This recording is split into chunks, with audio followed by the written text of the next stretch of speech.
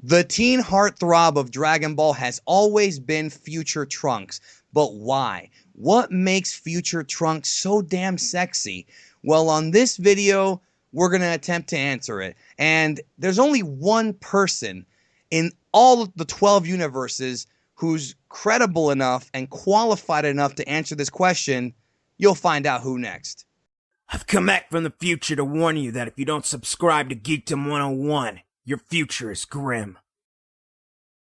Ever since I've been a fan of Dragon Ball, it seems like the two characters that seem to be the most popular with the ladies is Vegeta and Future Trunks. And I did a video with Miss DBZ Babe a little while ago where I talked about why is Vegeta so damn attractive from, of course, a woman's perspective. So now we're coming back with Trunks, and really, to talk about Future Trunks and why he's so attractive and what makes his quality so impressive, I had to bring on somebody, really the best person, like I said before, to talk about Future Trunks. And there's nobody ever who could talk to me about this better than this person.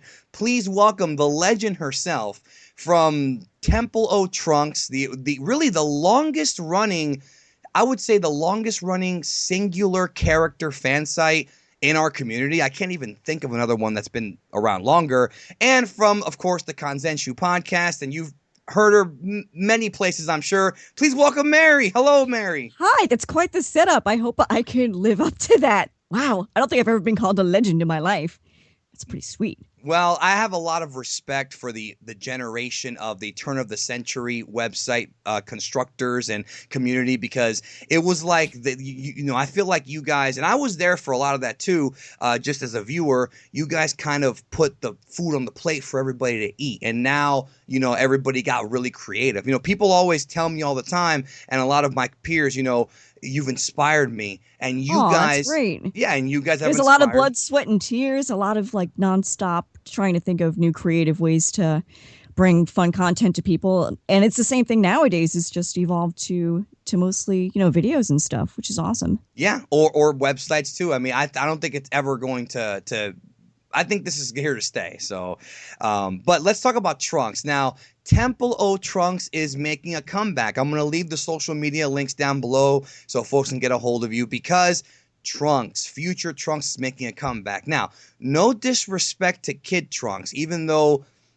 Kid Trunks or present Trunks, however you want to call him, is not the same character as Future Trunks because of his upbringing, which we're going to get into Absolutely. here. Yeah. Right? But I would say TempleOTrunks, even though you do show your respect to Kid Trunks, it really is mostly about Future Trunks. Am I right on that? That's correct. And even GT Trunks kind of gets sidelined a little bit because he's quite honestly a different character. It's almost like you have three characters, competing for, real estate. But mostly it was Future Trunks. Yeah. Competing for your heart. Nah, not really. I mean, I don't want like an 8-year-old competing for my heart. That'd be weird. Okay, well, I meant GT Trunks because he's grown up.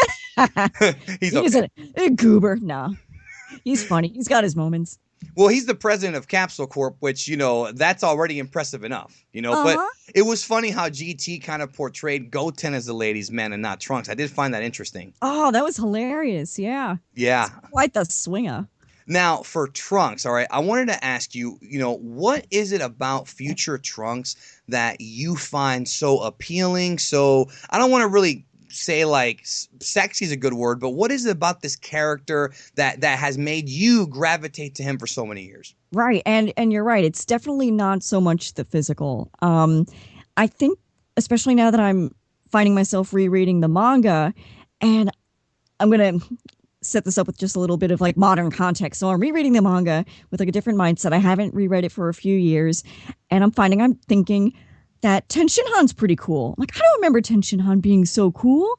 Why is that? And then I realized he's kind of just a normal dude. And then that kind of got my wheels turning in my head. Trunks is kind of just, from a personality perspective, just a normal dude thrown into some really horrible and terrifying circumstances. And I think it's that vulnerability that makes him so appealing as a character. I think there's a little bit more complexities compared to a lot of the rest of the cast. And I think it kind of gave me, as someone who was looking to create website content, a lot to go off of. I mean, there's you can play it straight. You can just make screenshots of the guy. That's fine. But then you can take it to a whole nother level and say, okay, well, because he's such a tragic character and he gets so easily flustered by his family and, his comrades, you can poke fun at this stuff too. So I just found with him being such a quote unquote normal character, you can actually play with that quite a lot. But I think for me, what really did it, and it was mostly a matter of timing, was that I saw the Trunks TV special first. Really? And when that's the first thing you see, and it's like that high quality storytelling, you kind of don't go back from that. So just to put it in a little more like of a timetable context. So I started watching DBZ pretty soon after it started. Actually, no, I was watching Dragon Ball when it was dubbed 95. on TV. Yeah, and then ended up talking to some friends at school about, oh, you like Dragon Ball too? Oh, that's cool. Did you know there's a Dragon Ball Z? No, I did not know that, etc., etc. Eventually, we get to a point where the dub of Z is on TV, but at the same time, I'm being exposed to fan subs at school. We're all trading. I'm being told of really cool flea markets to go and buy the tapes and stuff. And one of the first things in Japanese that someone gave me was the video of the Trunks TV special. And not only was that the first thing I saw in Japanese, but it was my first exposure to a video with Trunks in it. And I say video because I knew that Trunks existed because it was the glory days of the internet.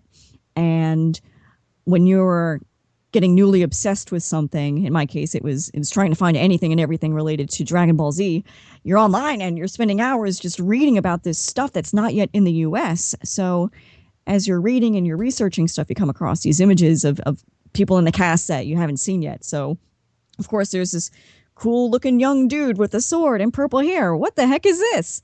So I knew him through pictures first, but it wasn't until the Trunks TV special that I finally got to see him as a character and see, oh my God, this story is intense. And I must have been like maybe 16 at the time. So I watched the Trunks TV special and I'm bawling, after Gohan gets killed. Like, oh my God, I didn't know anime could be this way. Because at that point, I think my exposure has been Rama One Half and Sailor Moon. So not too deep into, complex storylines, but for Dragon Ball Z, for me, that's what did it for me. So just seeing someone really get put through the ringer, like from the onset, you just feel so bad for that situation. And, you kind of feel like how tough it must have been to, okay, leave your time, leave your mother, leave what you know, and go and try and meet Goku and help save the world. So to me, that's what really got me interested in the character, and character shrines were kind of big at the time. So I thought, well, how can I show my appreciation for this really interesting character, but put like an interesting spin on it? And that's how TempleOTrunks came into being. Yeah, and it's still around. Like I said, I'll put a link down below. The thing about Trunks that always kind of hit me, and I've been thinking about this a lot lately, is it's been well documented that Toriyama's vision of Son Goku, the character, has been somewhat changed in the anime, mostly the movies, and in, of course, even more so the dub, in that Goku was made this kind of superheroic Captain America-esque guy when he's just kind of a country bumpkin and likes to fight. And then you've got Vegeta, who's like the anti-hero. When you really look at the entire Dragon Ball story, I feel like Trunks is the most superhero-esque of the main characters. Gohan fights for his family, Goku fights for pleasure, and so does Vegeta. Trunks fights because he wants to make things right. Oh, I never even thought of that angle. That's fascinating. He's the only one though. Like, he's like the closest. I mean, and he has also that hard upbringing. Because look at all the Marvel heroes; they always have some trauma. Yeah, that it's like goes what's your origin story? Like, what's your deal that made you such a broken person?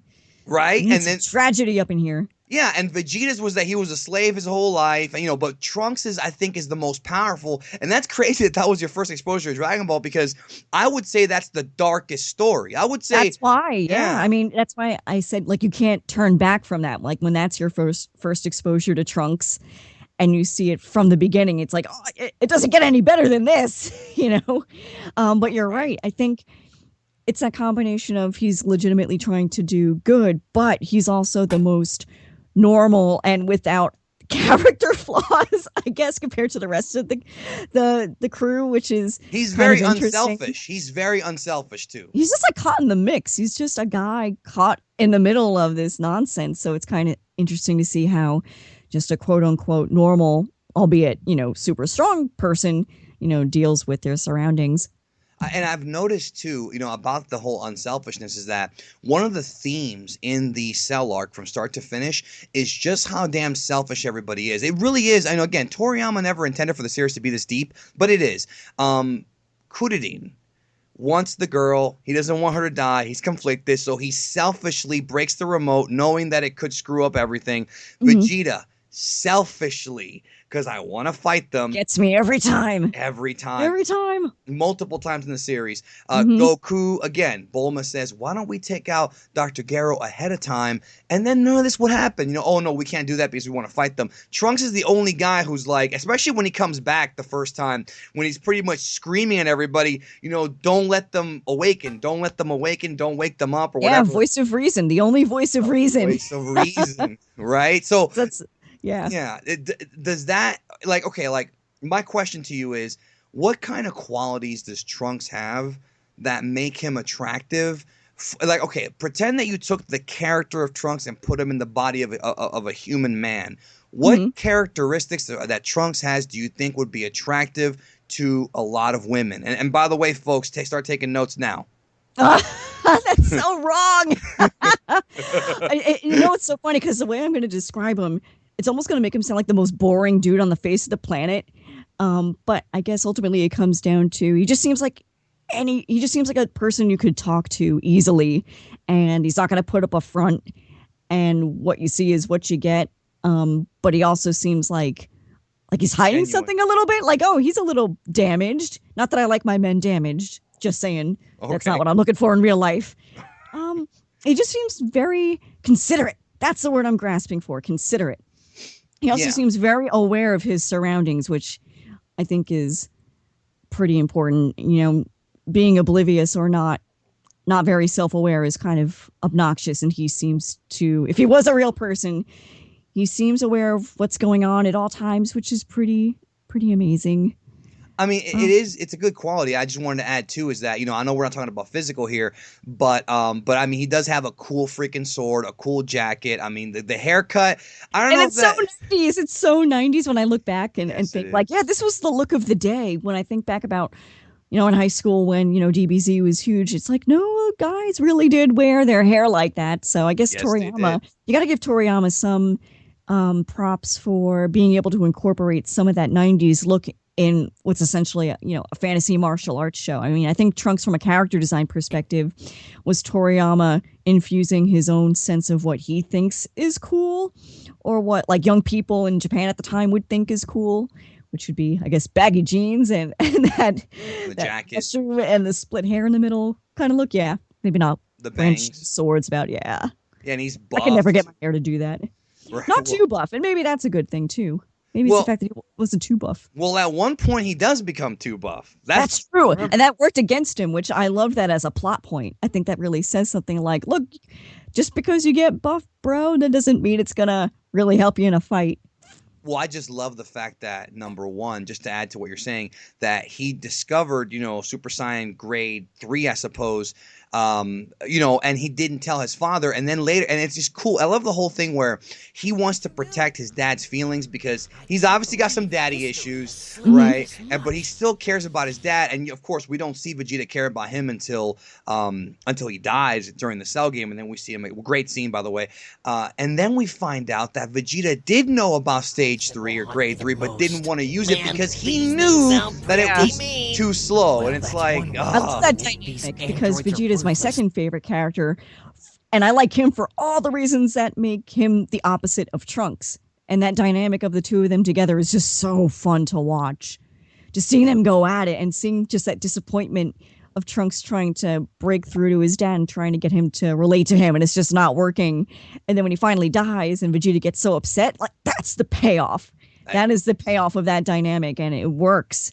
That's why I can't stand when people, and I don't get this a lot, but a lot of people criticize Toriyama as a writer. It's like, yeah, he's not a perfect writer. Nobody's sitting here saying that this guy's like Homer from the Odyssey or anything like that, but or Shakespeare. But I do think he's criminally underrated by some fans in that he's written these complex stories that he himself says, oh no, it's all for fun, it's all for gags, and it is. But I don't know if it's accidental, if he's tripped and fell into these things, but I feel like he tripped and fell into way too many of them. You know, to go a step further in the Buu saga, and the Buu saga has lots of problems, but the Vegeta character arc, he's conflicted about, everything. It's just so funny when you look at the Buu saga because it's all Goku's fault. Had Goku not come back to life, none of that would have happened. When you really, really break it down, if he never came back for that one day, Vegeta would have never entered the tournament. He would have never been hungry to fight him. He would have never turned himself into a Majin, all that stuff. It's all like goes back to that.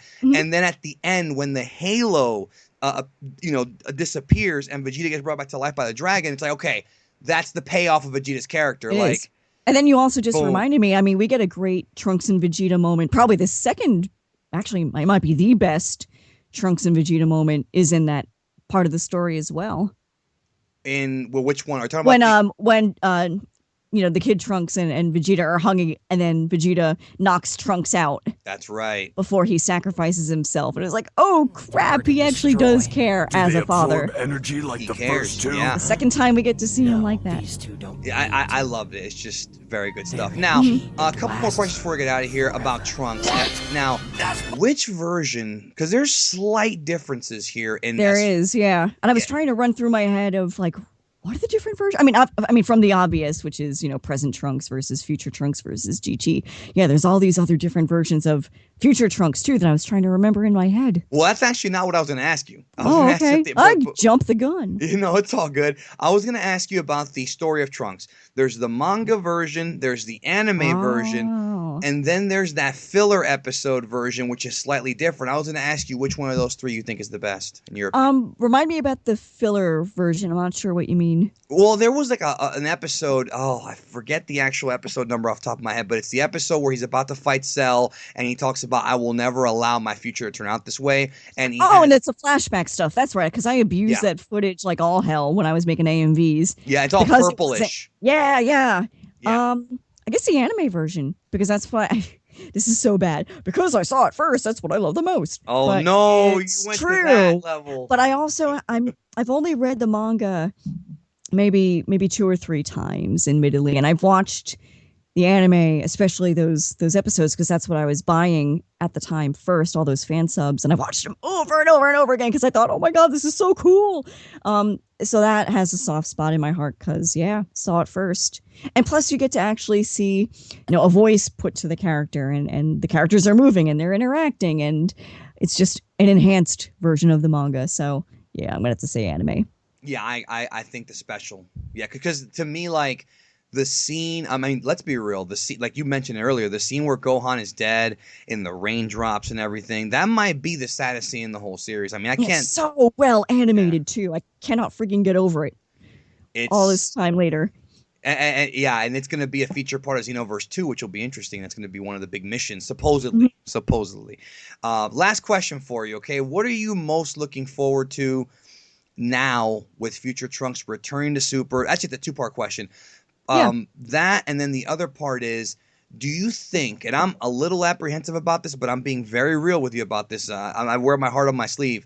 Do you think this is a marketing ploy? Because I'm really sensing that that they want to bring this guy back because they know that there's people like you and a lot of us who love this guy. They want to see him come back. And Toriyama's like, fine, I'll write the story. But I think it was totally Toei wanting to make money off of Future Trunks toys and games and things like that.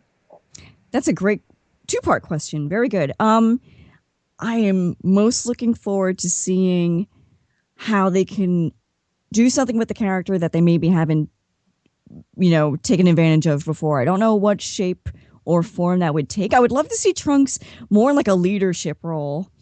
And you kind of get hints of that when he first comes on the scene and he's warning people about stuff. But I wanted to see him kind of take charge a little bit more. And you mentioned it earlier when he said he comes back the second time and he's just so pissed off at people. He's like, yeah. This wasn't supposed to happen. I want to see him really lead and really come into his own as an adult. And obviously, I want to see some crazy fights with him too. Like in the modern era, I have no animation of Trunks that I can use for making a cool AMV or taking some screenshots. There's nothing like that that exists. So, from a pure you would have to art go to form, Heroes. Yeah, that's true. That's the only thing you have to go with.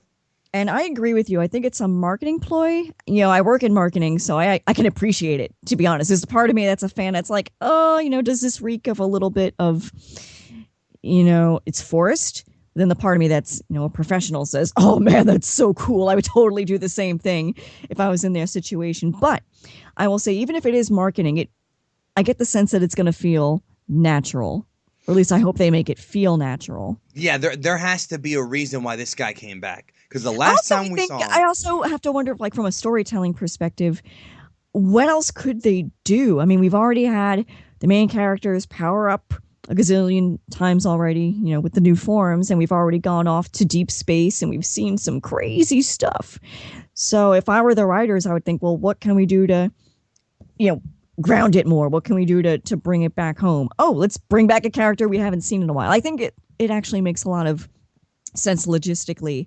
Whether or not it's actual smart from a marketing standpoint, I have to imagine that the people who are going to watch Super are going to watch Super anyway. I don't know necessarily how much bringing Trunks back is going to necessarily bring back old people. Well, actually, I will say this. I thought the same thing you did until I had a bunch of people hit me up and say, is it true Trunks coming back? Yeah, I'm going to start watching Super now. Oh, no kidding. Yeah, okay. yeah, because like people were so pissed at the reenactment of the movies that they legitimately were like, screw Super. Once they heard this, and I'm talking about a lot of them were casuals. A lot of them were just casual Toonami heads from back in the day.